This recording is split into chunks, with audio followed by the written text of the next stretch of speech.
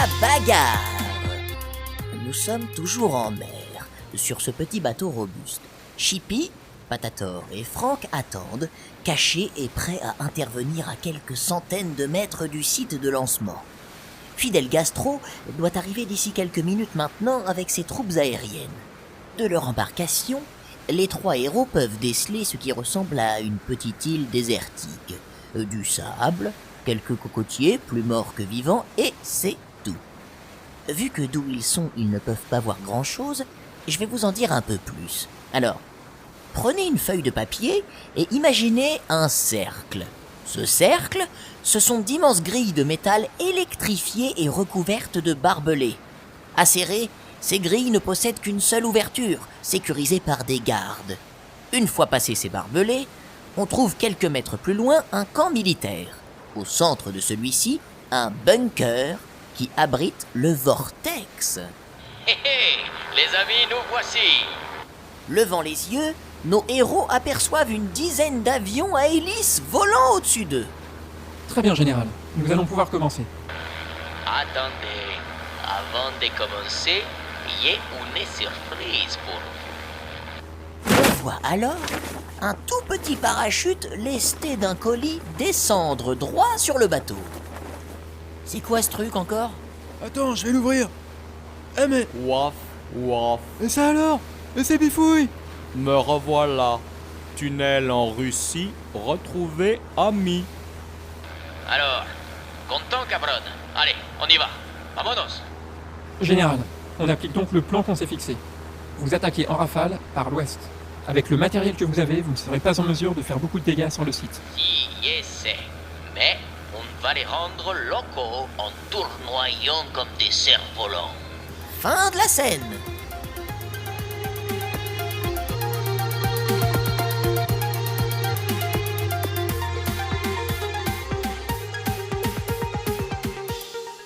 Scène 3, c'est parti!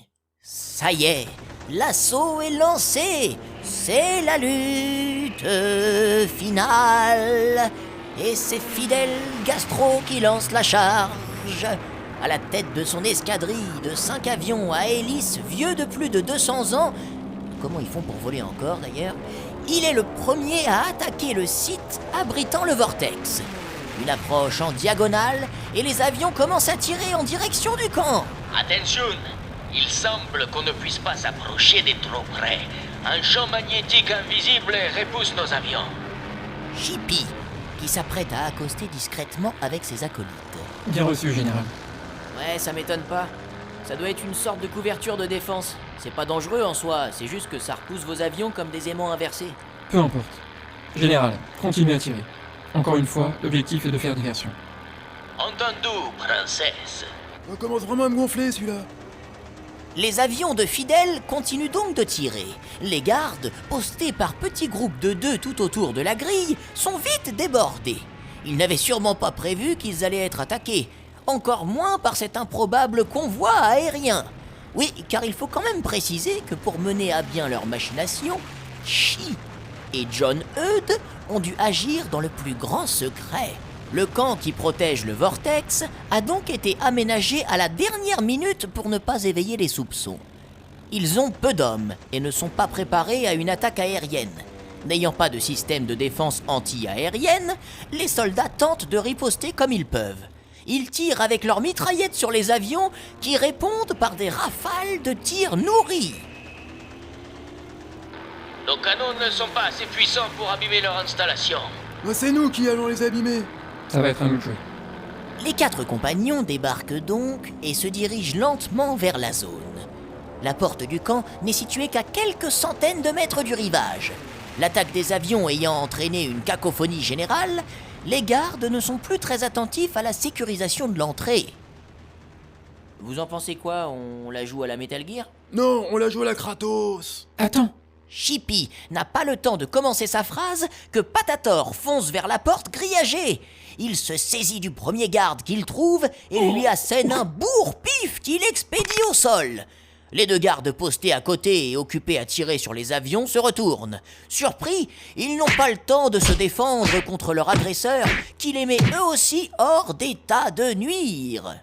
Ça a pas l'air si compliqué que ça, cette affaire, finalement. Ah, c'est sûr qu'avec Patate, ce genre de situation peut très vite se débloquer. La voie libre, les compères reprennent leur avancée. Il est à noter que les gardes sont désormais entièrement accaparés par l'attaque des avions.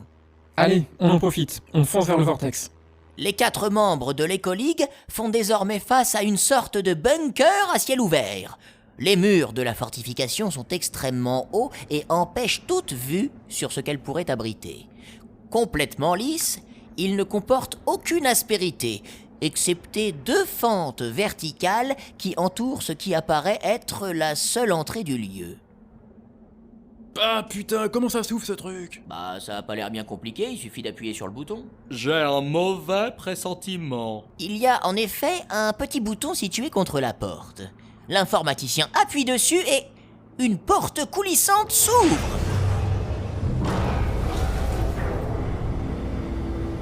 Ouais! Stop, arrêtez. C'est trop facile. Reculons. Bifouille, donne ton onos. Ouaf. La cyborg se saisit de l'os et le lance dans l'ouverture de la porte. À peine a-t-il franchi le seuil que l'os se désintègre net. Oh la vache! Oh là là, tu nous as sauvé la vie, Chippy! Je ne sais pas si je vous ai sauvé la vie, mais en tout cas, je ne sais toujours pas comment avancer. Attendez, je connais ce type de dispositif. Généralement, il y a un boîtier situé à l'intérieur qui permet de désactiver la barrière invisible. Ouais, je crois que je le vois. Oh putain! Ces enfoirés l'ont posé juste derrière, comment on va faire maintenant? Le visage de Chippy change d'expression pour prendre un air grave. Ses traits se tendent et le regard sombre. Bon, attends, je pense que j'ai la solution. Je vais aller moi-même appuyer sur le boîtier. On veut bien, mais comment? En passant par la porte, tout simplement. Hein? Mais qu'est-ce que tu racontes? À ces mots, la cyborg regarde un à un ses amis, prend une grande inspiration et, le regard fixé vers le portail, se jette dans l'embrasure. Oh non! C'est complètement fou ce que vient de faire Chippy, mais elle parvient littéralement à traverser le portail. Oh, mais elle a l'air mal en point. C'est affreux. On dirait que sa chair a en partie fondu, brûlée. Étourdi par la violence de ce que son corps vient de subir, Chippy parvient malgré tout à se relever avec difficulté.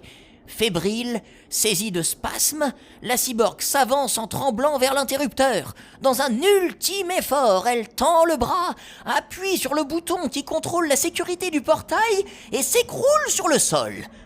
Le portail désactivé, ses amis s'élancent vers elle. Chippy!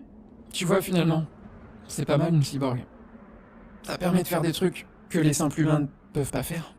Merci, Chippy. C'est incroyable ce que t'as fait. On peut pas te laisser comme ça, t'as besoin de soins. Vous inquiétez pas pour moi. C'est impressionnant car la partie humaine de mon corps a été atteinte par le portail. Mais mon système vital est celui d'un robot. Je vais rester là en attendant la suite de vos aventures. Mes circuits vont récupérer petit à petit. Je me soignerai plus tard. Ok. Bifouille, reste avec Chippy, mon chien. D'accord, je reste ici. Bon, on continue alors. Courage, Chippy, on revient te chercher dès qu'on peut. Ah, je suis fier de toi, vieille cyborg cabossée. Ah, garde tes moudous pour plus tard, mon gros bêta. T'as une planète à sauver. Patator et Frank poursuivent donc leur avancée, laissant Bifouille au chevet de Chippy. Ils se trouvent désormais tout proche du vortex. Tout est calme. Au fond du couloir, une porte entr'ouverte d'où nous parviennent les accords d'une musique qui en ces lieux paraît irréelle. Tintin. Non, c'est pas ça. Au loin, on peut encore entendre le bruit des avions de fidèles qui continuent à occuper les troupes à l'extérieur du camp. Les effectifs mobilisés pour défendre le camp apparaissent assez limités finalement.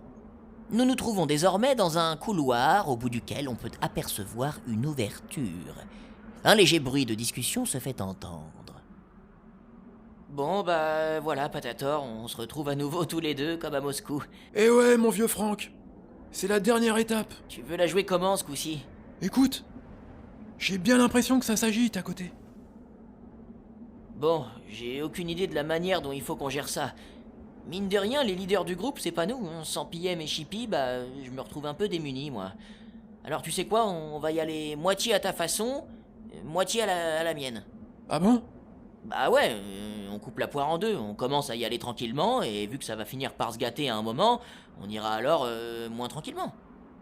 Pas bête. À ces mots, les deux complices s'avancent à pas feutrés vers l'ouverture au fond du couloir. À mesure qu'ils se rapprochent, ils entendent des voix. Arrivé au bord de l'ouverture, Frank tend très légèrement la tête afin d'apercevoir ce qui se trouve de l'autre côté. Et là, le spectacle est assez étonnant. Au milieu de la pièce, les 5 cartes ont été disposées de façon à former un cercle. De minces éclairs relient les cartes entre elles, formant un ensemble coloré et grésillant, inquiétant autant que poétique. À côté de ce dispositif sont alignés de manière ordonnée une vingtaine de civils qui semblent attendre, en silence. Un peu plus loin, on peut apercevoir John Eudes et Chi qui discutent avec 3 hommes vêtus de blouses blanches. L'ensemble de l'assemblée est entouré par une dizaine de militaires répartis un peu partout dans la pièce.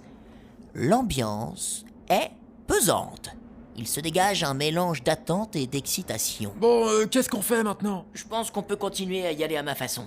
Les 2 hommes pénètrent alors dans la salle. Bonjour, messieurs. Bonjour. Oh non, ce n'est pas vrai. Encore vous. Hé, ouais. Vous êtes les dignes représentants de l'espèce humaine, parasites et collants. Malheureusement pour vous, vous arrivez trop tard. Notre embarcation va commencer. Garde! Débarrassez-nous une bonne fois pour toutes de ces gêneurs. Franck, Ouais? je te propose qu'on y aille à ma façon maintenant, ça te dit? Ouais, t'as raison. Alors planque-toi! Patator se jette sur Frank pour le pousser au sol. Les gardes dégainent leurs mitraillettes et canardent les 2 compères qui s'abritent derrière un caisson métallique. Mais tu fais quoi là? Je règle la situation à ma façon. Reste en retrait pour me couvrir au cas où. Patator dégoupille alors 2 grenades qu'il avait récupérées sur le bateau et les envoie sur les gardes. 2 explosions quasi simultanées retentissent. Les soldats poussent des cris, tandis que les civils commencent à courir dans tous les sens. Restez calme! Restez calme! Patator saute alors par-dessus la caisse, retire du fourreau accroché à son mollet un énorme couteau et s'attaque littéralement à chacun des gardes, un à un. Oh, il y a du John Rambo dans cette brute-là. En 2 minutes, les 10 gardes sont morts. Malheureusement, Patator a essuyé un tir dans la jambe qui le laisse à terre, sonné. De pesante, l'atmosphère de la pièce est devenue irréelle. John Eudes, le visage défait, court vers le portail. Allons-y, dépêchons-nous! Chi, allez, venez! Vous tous, venez! Les civils restants et les 2 dirigeants courent vers le portail qui change de forme. Un souffle aspirant commence à émaner de son centre. Merde! Notre informaticien sort de sa planque et se rue vers le vortex. Dans la panique générale, personne ne semble le remarquer. Il faut désactiver le portail, je vois pas de commande, pas de tableau de bord, pas d'ordinateur! Franck, les cartes! Ah ouais, t'as raison. Frank s'avance vers le présentoir d'une carte. Mais tu crois que je peux les toucher? Ça va me brûler! John Eudes et les quelques civils qui ne se sont pas enfuis sont tout près de rentrer dans le vortex. Vas-y putain, c'est notre seule chance! Bon, fermant les yeux, Frank tend fébrilement la main et se saisit de la carte. Le vortex disparaît alors instantanément. Mais non! Zut!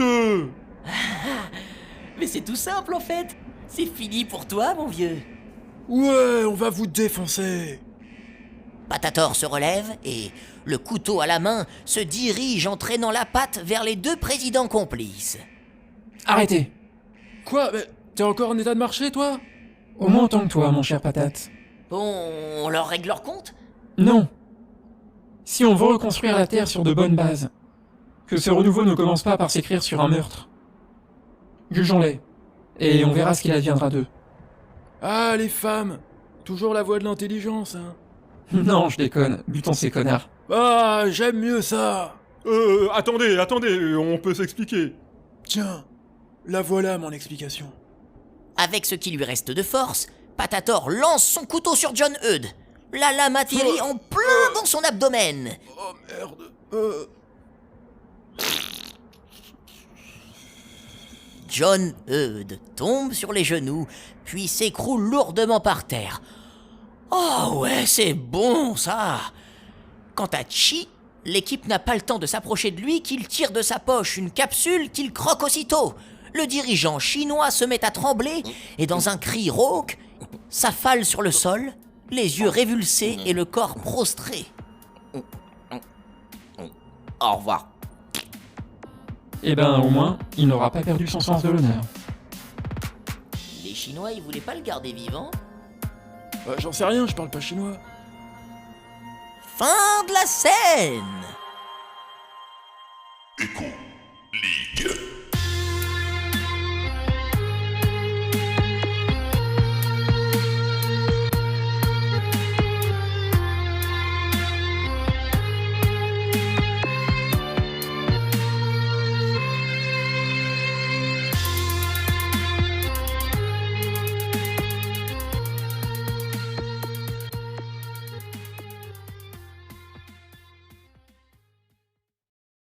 Épilogue. Et voilà, après toutes ces péripéties, tout est bien qui finit bien. Chi et John Eudes sont morts. Les cartes ont finalement été détruites, car jugées trop dangereuses lorsqu'elles sont rassemblées entre de mauvaises mains. Alors bien sûr, la Terre est toujours dans un état de délabrement pitoyable, elle n'est pas redevenue un endroit où il fait bon vivre, mais le conflit entre l'écoligue et les dirigeants maléfiques aura au moins eu le mérite de faire prendre réellement conscience de l'importance de la préservation de la planète à ce qui reste de population. Edgar a été chaleureusement remercié pour son rôle majeur dans la victoire. D'ici quelques mois, il sera même élu président de la nouvelle Union européenne. Les Chinois, débarrassés de Qi, ont renoué contact avec l'Europe. Ces deux puissances sont désormais à la base d'une politique écologique commune. La nouvelle Union soviétique, pour sa part, a retrouvé un dirigeant humain. L'Amazonie reverdit petit à petit et aux États-Unis, c'est comme une nouvelle conquête de l'Ouest qui s'établit peu à peu, sans le massacre des Indiens et dans le calme. Mais je m'avance un petit peu. Retournons dans le présent où nous retrouvons nos héros dans leur avion écologique.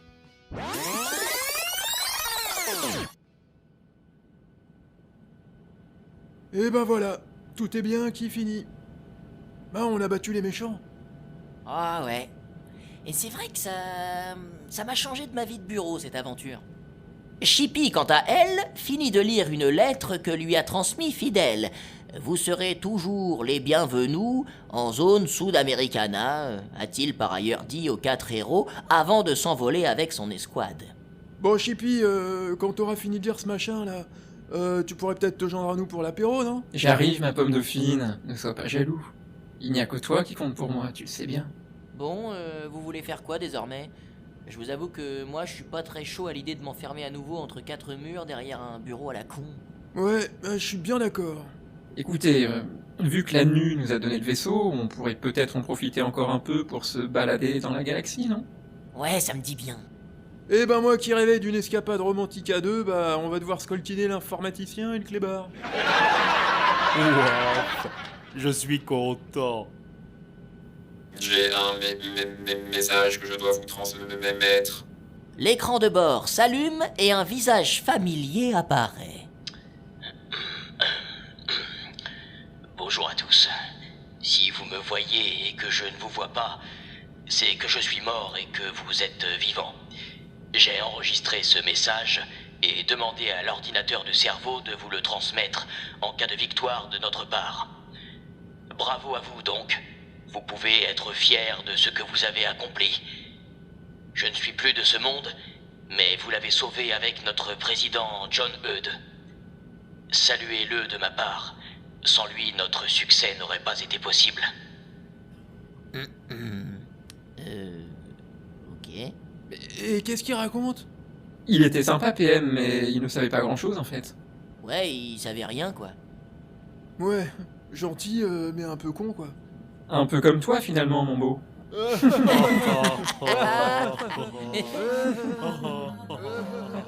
Fin! Et ben voilà, c'est fini. C'est la fin. À bientôt pour de nouvelles aventures et tout ça là.